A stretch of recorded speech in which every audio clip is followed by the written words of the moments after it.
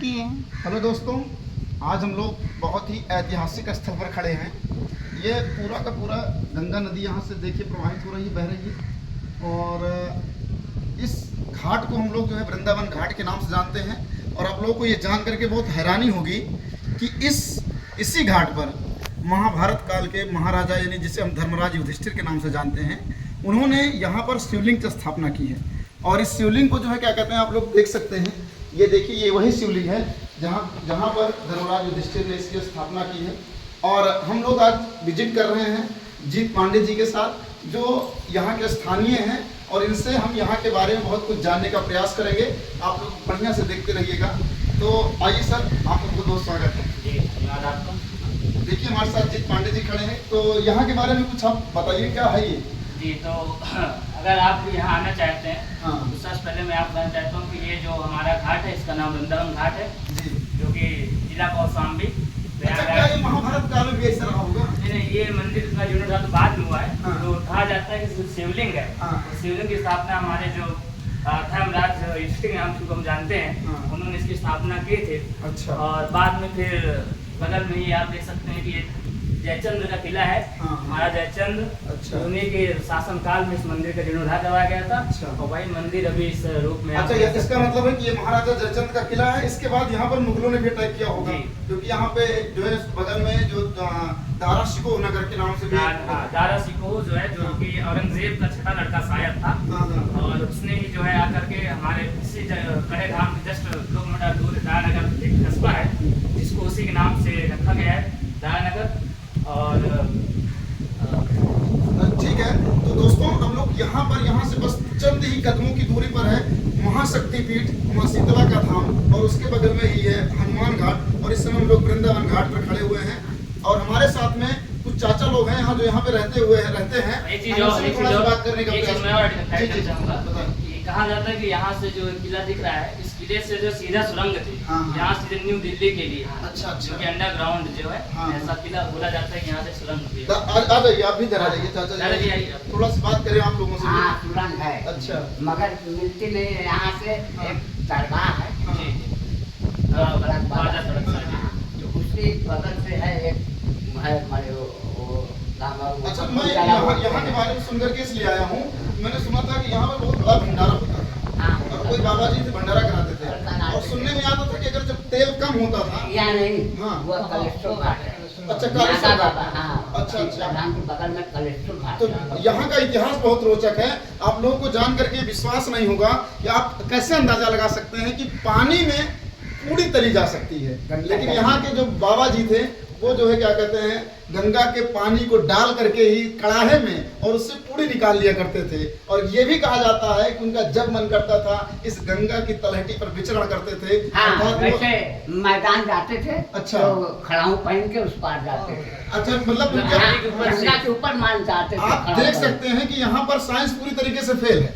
यहाँ विज्ञान अपना जो है क्या कहते हैं, कुछ नहीं कर सकता है। पानी पे कोई व्यक्ति कैसे चल सकता है? अगर हम थोड़ा सा साइंस के जानकार हैं तो हमको पता है न्यूटन का जो थर्ड लॉ है, अगर जब तक हम किसी भी फोर्स अप्लाई करते हैं तो नीचे से भी फोर्स अप्लाई होना चाहिए। लेकिन जब हम फोर्स उस पर अप्लाई करेंगे तो पानी 100% नीचे चला जाएगा, जिससे आदमी आगे नहीं बढ़ पाएगा। लेकिन अब देखिए, बाबा जी बता रहे हैं, यहाँ के चाचा लोग बता रहे हैं कि वो विचरण करते हुए गंगा के ऊपर से ऐसे निकल जाते थे। निकल जाते थे। जब शाम के मैदान, सुबह टट्टी मैदान जाते थे, हाँ। उसी पार हो जाते थे, इस पार नहीं। अच्छा, मैदान होते अच्छा। थे। चलिए ठीक है। तो हम लोग जो है क्या कहते हैं, यहाँ पर आए और यहाँ का जो रोचक इतिहास है इसके बारे में जान करके बहुत अच्छा लगा। थोड़ी देर में हम लोग किले की ओर अभी प्रस्थान करेंगे। और जो है क्या कहते हैं, इस वीडियो को बढ़िया से देखते रहिएगा।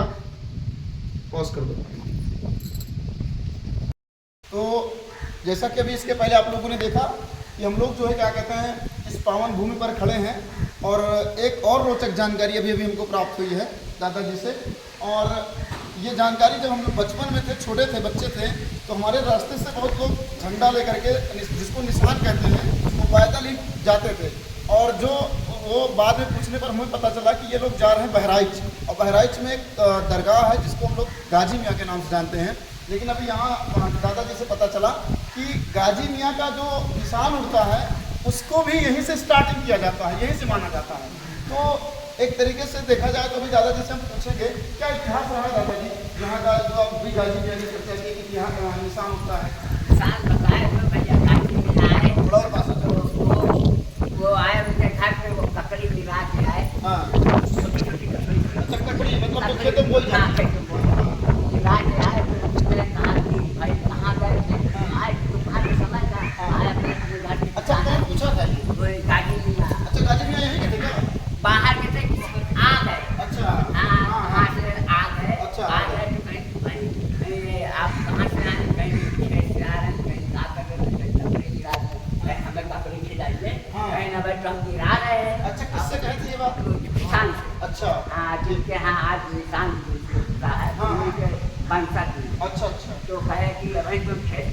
से आ रहे हैं, कहीं जाइए देखिए ककड़ी खड़ी है, ककड़ी तो हमें खिलाने के लिए नहीं कर रहे हैं, तो फिर जिद करे बाबा, तो फिर भाई कोई लड़का कहे कहीं जाइए भाई देखो, जिद कर रहे हैं, कहीं तुम देखिए वाकई में खूब ककड़ी खड़ी रहा है। अच्छा। हाँ, टोल रहा है कि जिद कर बाबा कहीं देखो मिल गई है, फिर उसके बाद जो है मैं पता नहीं किससे खिला गए। अच्छा। हाँ, वो मिले तो अभी भी इसको यहीं से होता है? हाँ, यही से अच्छा, तो वो स्थान कहाँ है, उसका क्या नाम है? उसको अशोक मौर्य घाट पे उसका मतलब घर कहाँ है? आप प्राइमरी स्कूल है, हाँ हाँ। प्राइमरी स्कूल से सीधा रोड चले जाइए, अशोक मौर्य घाट पे गाजी लोग बता दिए सब बात। अच्छा। नाम एकदम फेमस है।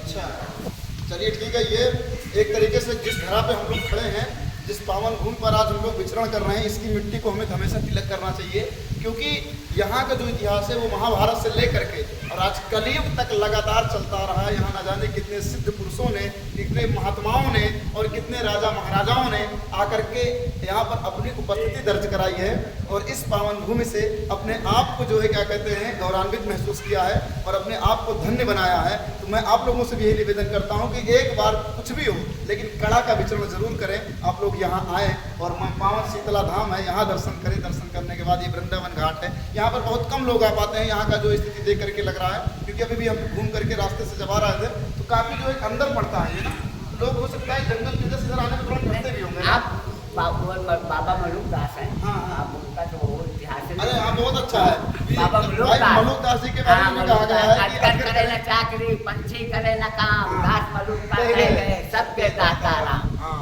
यानी अजगर कोई काम नहीं करता है, ठीक है ना, और पंछी करे ना कोई, नहीं अजगर कोई चक्की नहीं चलाता है और ना ही पंछी कोई कार्य करता है, लेकिन फिर भी उसको शाम तक का भोजन उस जो है क्या कहते हैं विधाता ने उसका भी एक सिस्टम तैयार कर दिया है कि वो पक्का भूखा नहीं सोएगा। तो जो है क्या कहते हैं ये भी एक तरीके से प्रकृति में आए और यहाँ भी मलुक दास का भी इतिहास है, बहुत प्यारा इतिहास है। हमको यहाँ करके बहुत अच्छा लगा। ठीक है, आप लोग बढ़िया देखते रहें, धन्यवाद।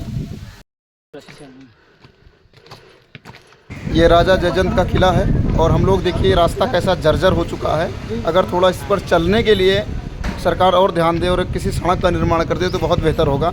लेकिन देखिए किसी तरीके से दर्रे के बीच से हम लोग निकल रहे हैं और कहीं भी ज़मीन धंस सकती है।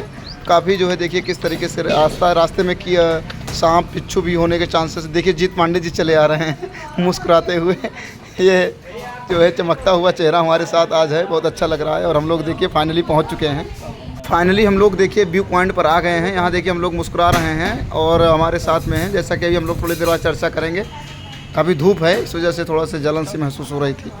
देखिए हम लोग स्टार्ट कर चुके हैं वीडियो। और आज हम लोग जैसा कि कड़े की धरती पे विचरण कर रहे हैं और रास्ते में भी हम लोग जैसे जैसे आए हैं लगभग आपको कुछ 2-4 फुटेज आपको देखने को मिलेगी। लेकिन एक चीज़ देखिए, आज हम लोग जहाँ पे खड़े हैं ये आज देख रहे हैं आसपास में केवल झाड़ियाँ उगी हुई हैं। ये संपूर्ण झाड़ियाँ देखिए और जो है क्या कहते हैं देखिए कहीं दीवार है, न्यू जैसा मकान है तो कहीं क्या, तो सब ये सब ईंट पत्थर, यानी ये कभी एक खुशहाल और एक बहुत अच्छा किला हुआ करता था। और इस जो किले की स्थापना करने वाले थे उनका नाम था राजा जयचंद। राजा जयचंद को आप थोड़ा सा नोटिस करिएगा, राजा जयचंद मामूली व्यक्ति नहीं था। राजा जयचंद की ही सेना में 2 बहुत बड़े वीर थे, आल्हा और उदल, जो उन्हीं की सेना से लड़ते थे। और आल्हा और उदल, आल्हा के बारे में तो क्या कहते हैं मैहर में काफ़ी कुछ है, वहाँ पे अगर आप जो लोग जाना चाहें और वहाँ जा कर के देख सकते हैं। लेकिन उनकी कुल देवी जो थी वहाँ मैहर में जो विराजमान है, ठीक है। लेकिन एक चीज़ देखा जाए बेटा, यहाँ पे हम लोग अगर जो आज आए हैं विचरण करने के लिए राजा जयचंद के किले में, तो इस जहाँ पे कभी घंटियाँ बजती थी, पूजा होती थी, रोज़ अगरबत्तियाँ लगती थी, गंगा का ये पूरा घाट पूरा किनारे तक ये पूरा दिखेगा आपको। यानी यहाँ पर एक तरीके से कहा जाए तो हिंदू धर्म फल फूल रहा था। इसको पता नहीं किसकी बुरी नज़र लगी और जब इस पर बुरी नज़र लगी तो मोहम्मद गौरी जो था वो आ करके यहाँ पर अटैक किया। राजा जयचंद के ऊपर जब अटैक किया तो दोनों ने, यानी कि राजा जयचंद की जो सेना थी वो थोड़ा से कमज़ोर पड़ गई और मोहम्मद गौरी के साथ इन्होंने कुछ संधि कर ली। लेकिन इसी बीच में जो है क्या कहते हैं जो दिल्ली के सम्राट थे यानी पृथ्वीराज जो चौहान थे, उनका जो है क्या कहते हैं जयचंद की जो सिस्टर थी जिसका नाम था संयोगिता, उसके साथ अफेयर था। और संयोगिता के साथ में जो है क्या कहते हैं अफेयर चल रहा था और उसके बाद जो है क्या कहते हैं पृथ्वीराज चौहान ने क्या किया था कि उनके साथ जो है संयोगिता के साथ शादी की थी। और जैसे अभी हम लोग यहाँ पर आए तो यहाँ पर देखने को मिला कि भाई जब शादी हो गई थी तो क्या हुआ कि समस्या और विकराल हो गई और जयचंद घृणा करने लगा किससे, पृथ्वीराज चौहान से। तो वो जो अर्ध संधि के रूप में था वो जाके पूर्ण संधि में तब्दील हुआ, और जब पूर्ण संधि में तब्दील हुआ तो यानी मोहम्मद गोरी और जयचंद दोनों की सेना मिल करके दिल्ली की ओर कूच करना शुरू कर दी। और जब दिल्ली जा करके दोनों ने मिल करके पृथ्वीराज चौहान पर अटैक किया तो पृथ्वीराज चौहान उस समय हारे, और जैसे ही पृथ्वीराज चौहान हार गए वैसे ही संपूर्ण भारत में मुगल साम्राज्य का डंका बजने लगा और दिल्ली की धरती पर भी जो है क्या कहते हैं मुगल पताका फहराने लगा। और हम लोग सोचिए कि स्टार्टिंग यहीं से हुई थी। थोड़ा इतिहास से सीखना चाहिए, थोड़ा इतिहास से सोचना चाहिए। महाराजा जयचंद जो गलत थे या सही इसका निर्णय में करने वाला कुछ नहीं होता है, लेकिन एक चीज़ तो ये कंफर्म हो गई कि यदि रास्ता देने वाला अगर कोई था तो वो जयचंद थे। अगर मोहम्मद गोरी के साथ संधि न की होती, लड़ते लड़ते भी मर जाता तो उसका नाम बलिदानों में होता, और जो है क्या कहते हैं और हम जो है शहीदों में उसकी गिनती करते। लेकिन आज भी पूरा का पूरा इतिहास उस पर प्रश्न चिन्ह उठाता है। जयचंद कोई नाम नहीं रखना चाहता है अपने बच्चे का, ठीक है। तो आज इस ट्रिप में जो है हमारे साथ पूरा सहयोग किए हैं जीत पांडे सर जी, और जीत सर के साथ भी थोड़ा सा चर्चा करेंगे, ये भी अपनी बात रखेंगे। थोड़ा दो चार बातें अगर यहाँ के बारे में और कुछ हो जाए तो जी। हाँ, तो मैं दूसरी बात जो इस किले से बहुत ज़्यादा फेमस है, बहुत ज़्यादा जो मैं भूला हूँ, हाँ, जी, हाँ, तो यही वो किला है हाँ, जयचंद्र का, हाँ, जहाँ से उस समय मुगल काल में हाँ, एक सुरंग हाँ, किसी भाग से कहीं से जो है हाँ, डायरेक्ट जो है वो दिल्ली के लिए निकलती थी। हाँ, जब कभी भी जयचंद को कोई प्रॉब्लम समस्या होती थी हाँ, तो वो डायरेक्टली उसी सुरंग के माध्यम से हाँ, वो अंडरग्राउंड होते हुए सीधा दिल्ली पहुंच जाता था, हाँ, और अपने जो आने वाला खतरा होता था उस खतरे से बच जाया करता था। तो लेकिन आज के अगर देखा जाए तो पुराने जमाने के जितने भी किले होते हैं सर, उनका उसमें कहीं ना कहीं सुरंग जरूर बनती थी, क्योंकि उनकी एक सिक्योरिटी होती थी। हमने थोड़ा सा भ्रमण किया है, क्या कहते हैं लखनऊ में आप भूल भुलैया सुने होंगे, बड़ा इमाम बाड़ा के नाम से फेमस है। तो जो बड़ा इमाम बाड़ा में भी जो हम लोग गए थे वहाँ भूल भुलैया में, तो भूल भुलैया में देखने को मिला था कि वहाँ से भी लोग बताते हैं कि जो सुरंग थी वो डायरेक्ट लखनऊ से लेकर के दिल्ली के लिए थी, और वहाँ पर एक बावली कुआं भी है, ठीक है ना। तो पहले की जो टेक्नोलॉजी थी वो कहीं ना कहीं आज की टेक्नोलॉजी से बहुत बेहतर थी।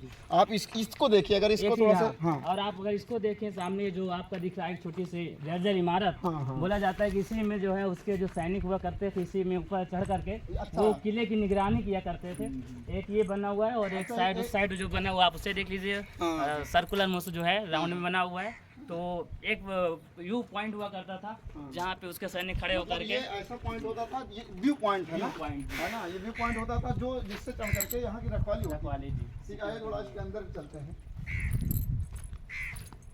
इसके अंदर देखिए कितनी ठंडी हवा आ रही है।